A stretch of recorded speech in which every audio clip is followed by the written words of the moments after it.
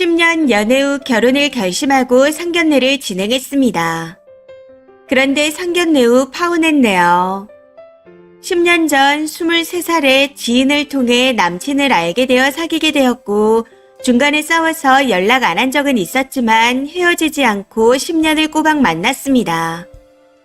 그렇게 만남을 이어오다 남친이 취업하고 자리를 잡고 난 후 프로포즈를 해왔고 그 이후부턴 결혼 준비에 신나 있었죠.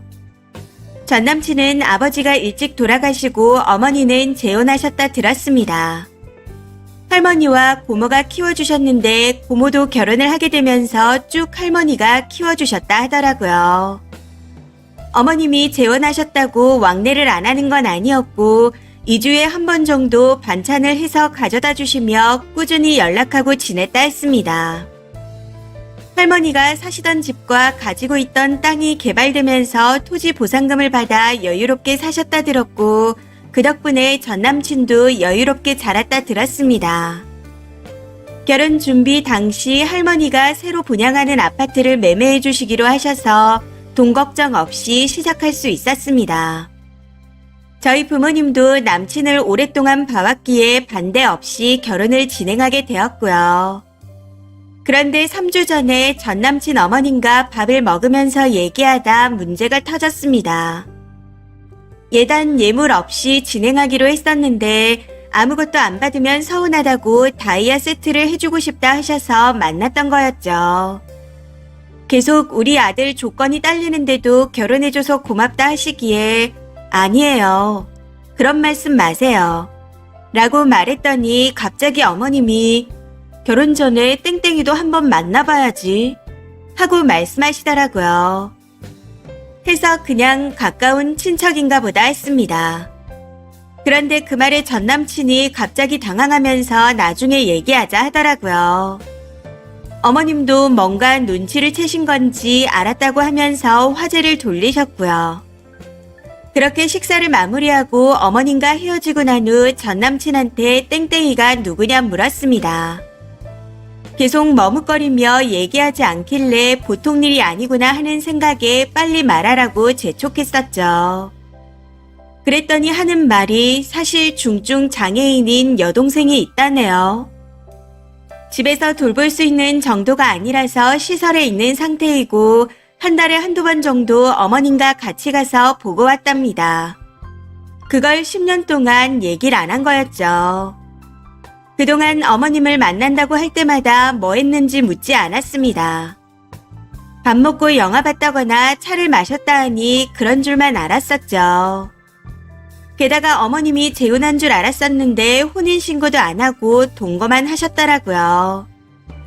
같이 사셨던 분이 갑자기 아프다 돌아가셨는데 돈이 좀 있는 분이셨다고 합니다. 문제는 재산을 자식들에게 많이 증여해 놓기도 했고 남아있던 재산도 자식들이 나눠가지고 어머님께는 그동안 고생했다며 5천만 원만 주고 나가라고 했다는 겁니다. 사실혼 관계였다 해도 할 수 있는 게 없었나 보더라고요.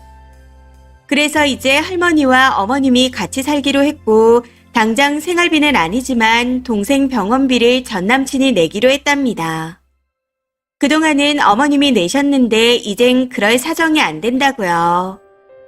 전 남친은 이 모든 걸 숨길 수 있을 때까지 숨기고 싶었답니다. 이렇게 될 줄 모르고 동생이 있다는 말을 안 했었기에 이제 와서 얘기할 수도 없었답니다. 그리고 어머님 얘기도 결혼하고 나중에 하려고 했었다네요. 그러면서 연세 많으신 할머니가 혼자 계시는 게 마음이 안 좋았지만 고모도 같이 살 수 없는 상황이고 우리도 같이 살 수 없었는데 엄마가 할머니와 같이 살면 걱정도 덜고 좋을 것 같다는 말도 하더라고요. 그런데 저는 그 모든 걸 속였다는 게 용서가 되지 않았습니다. 10년 동안 어머님과 한 달에 한두 번씩 동생을 만나고 왔는데 감쪽같이 속인 것도 모자라서 이미 어머님과 같이 살고 있으면서도 얘기를 안 했다는 게 이해할 수 없습니다. 동생 병원비가 들고 할머니의 어머님까지 부양해야 되나 하는 건 둘째치고 그 모든 걸 숨기고 결혼해서 행복하자며 미래를 꿈꿨다는 게 무섭습니다. 그래서 도저히 안 되겠다 싶어 파혼하자고 했네요. 이 이야기를 전해들은 저희 엄마는 알아 누우셨고 아빠는 화나셔서 매일 술을 먹으며 길 가다가라도 만나면 가만히 안 둔다. 눈에 띄지 말라고 해라. 하고 말씀하십니다. 전 남친은 매일 연락 와서 미안하다, 잘못했다 빌고 있는 상태고요. 문제는 어머님, 고모님, 할머님의 친구들까지 연락을 해오는데 다들 아주 난리도 그런 난리가 없다는 겁니다.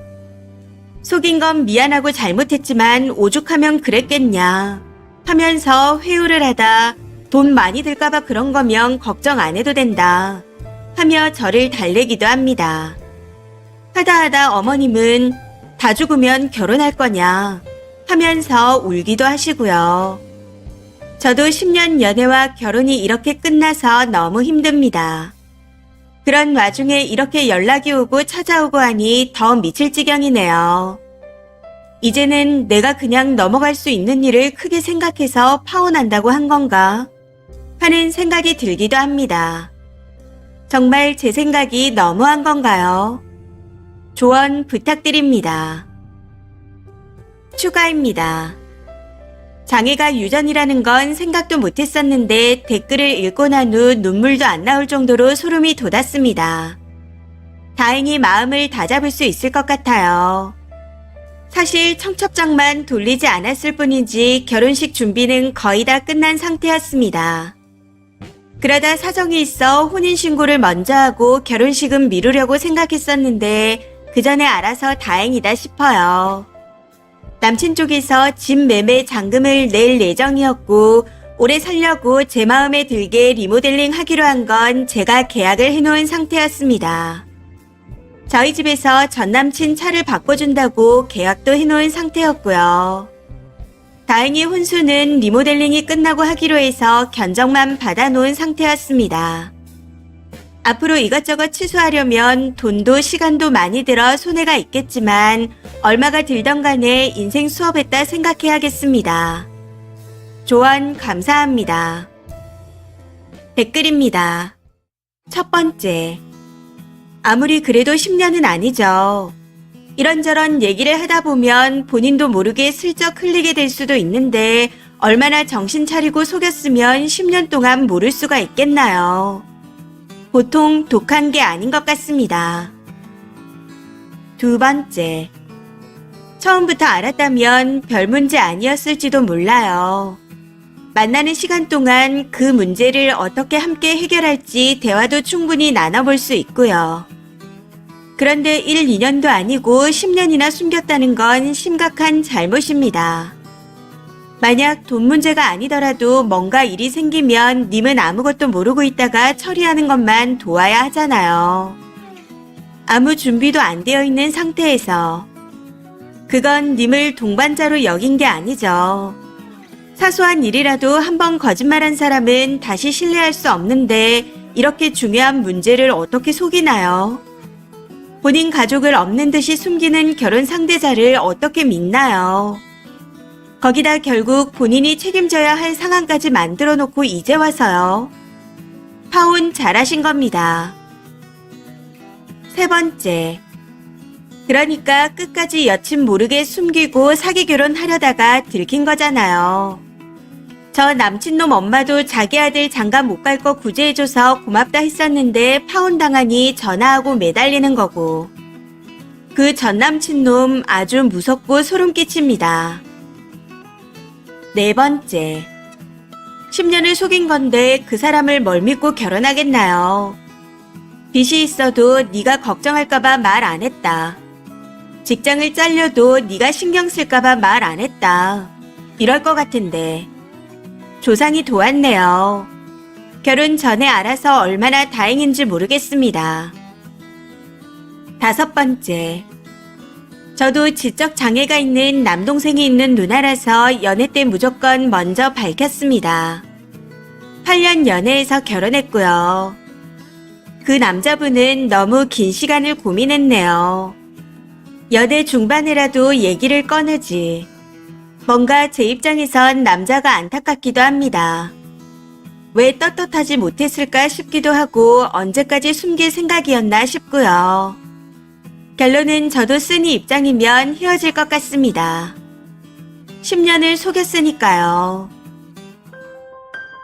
이번 사연은 여기까지입니다. 시청해주셔서 감사합니다.